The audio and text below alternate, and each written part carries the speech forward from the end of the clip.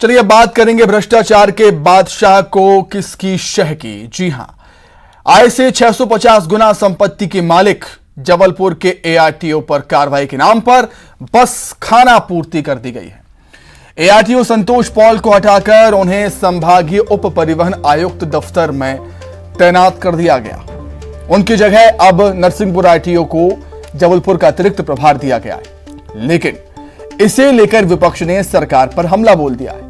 सवाल ये उठ रहा है कि ना सस्पेंशन हुआ, ना कोई बड़ा एक्शन हुआ, सिर्फ एआरटीओ की कुर्सी वापस ली गई और कहीं और अटैच कर दी गई। यह हाल तब है जब ईओडब्ल्यू की रेड में संतोष पॉल के यहां पर करीब 300 करोड़ की अकूत संपत्ति का खुलासा हुआ था। संतोष पॉल को नेताओं और परिवहन विभाग का चहेता माना जाता है। जाहिर है ऐसे में सवाल उठना लाजमी है कि संतोष पॉल को कौन बचा रहा है। ईओडब्ल्यू की बड़ी रेड से पहले भी संतोष पॉल के खिलाफ लगातार शिकायतें मिलती रही थी, लेकिन कभी कोई कार्रवाई नहीं हुई। संतोष पॉल करीब 4 सालों से जबलपुर में पदस्थ रहे।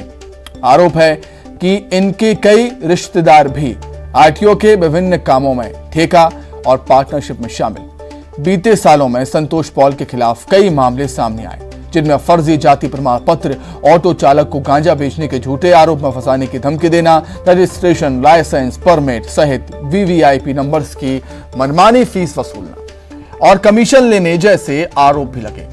एआरटीओ के पद पर रहते हुए संतोष पॉल ने करोड़ों संपत्ति अर्जित की, लेकिन तमाम शिकायतों के बावजूद उन्हें जबलपुर से कोई टस से मस नहीं कर सका या फिर करना नहीं चाहता था। ऐसे में सबसे बड़ा सवाल यह है कि आरटीओ संतोष पॉल को कौन बचा रहा है। तो संतोष पॉल करप्शन के केस ने तूल पकड़ लिया है। विधानसभा की पीएसी समिति की बैठक में मामला कांग्रेस रखेगी।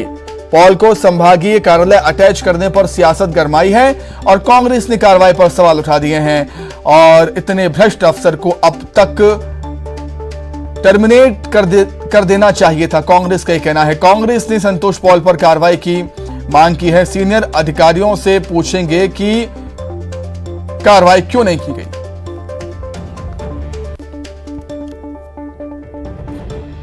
के यहाँ थिएटर है, स्विमिंग पूल है और जिसकी आय जितनी तनख्वाह नहीं मिल रही उससे कई गुना उसके मकान और आलीशान बिल्डिंगें हैं।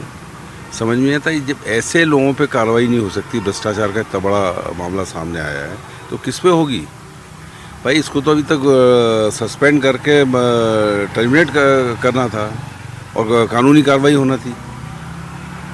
ये बहुत ही दुर्भाग्यपूर्ण है और उसको संभागीय कार्यालय में अटैच कर दिया है।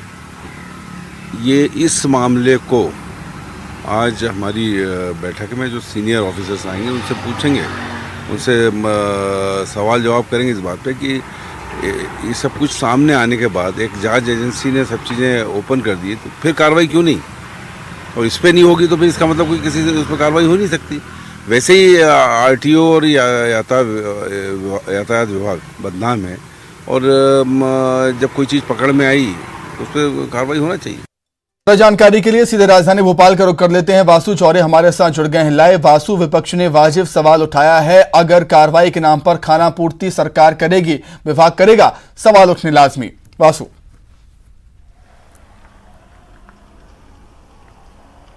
निश्चित तौर पर सुमित, देखिए संतोष पाल आरटीओ जबलपुर का जो मामला है वो बेहद गंभीर है। कई तरह के आरोप उन पर लगे हैं और आय से कई ज़्यादा संपत्ति उनके पास से ईओडब्ल्यू की जांच में मिली है, लेकिन अब तक कोई ठोस कार्रवाई नहीं हुई, जिसके चलते जो विपक्ष है वो अब सरकार की और जो जांच एजेंसियां हैं उसकी कार्रवाई पर सवाल खड़े कर रहा है। हालांकि विभागीय कार्रवाई अभी हुई है, उनको आरटीओ के पद से हटाकर जबलपुर संभागीय जो आरटीओ कार्यालय है वहाँ पर उन्हें अटैच कर दिया गया है। लेकिन जो विपक्ष है वो इसे सिर्फ खाना पूर्ति ही बता रहा है और पीसीए जो कमेटी होती है, पब्लिक अकाउंट कमेटी जो होती है विधानसभा की, उसकी आज बैठक हो रही है जिसमें यातायात संबंधित मामलों पर ही चर्चा होनी है। पीसी शर्मा जो पूर्व मंत्री हैं, सीनियर लीडर हैं कांग्रेस के, उन्होंने ये कहा है कि इस पूरी बैठक में मामले को रखा जाएगा और जो उच्च अधिकारी हैं उनसे पूछा जाएगा कि क्या कार्रवाई हुई है, कितनी जांच है और आगे बढ़ी है और किस तरह से अब आने वाले समय में इस पूरे मामले को लेकर कार्रवाई की जानी है। इन तमाम बातों को लेकर आज की जो बैठक है उसमें चर्चा होगी। और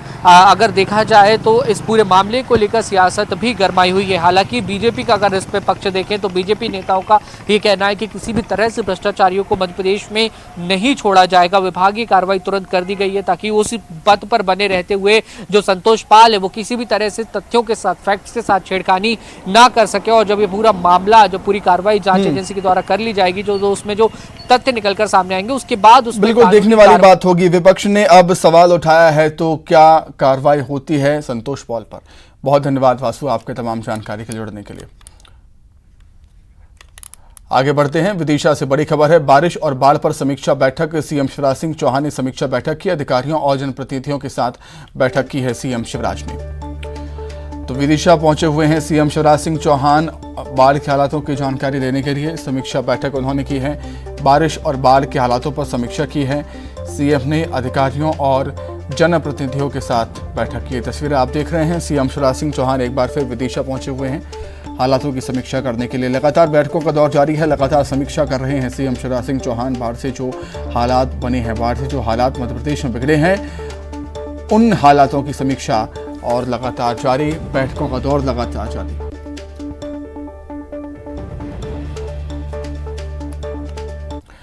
आइए अब एक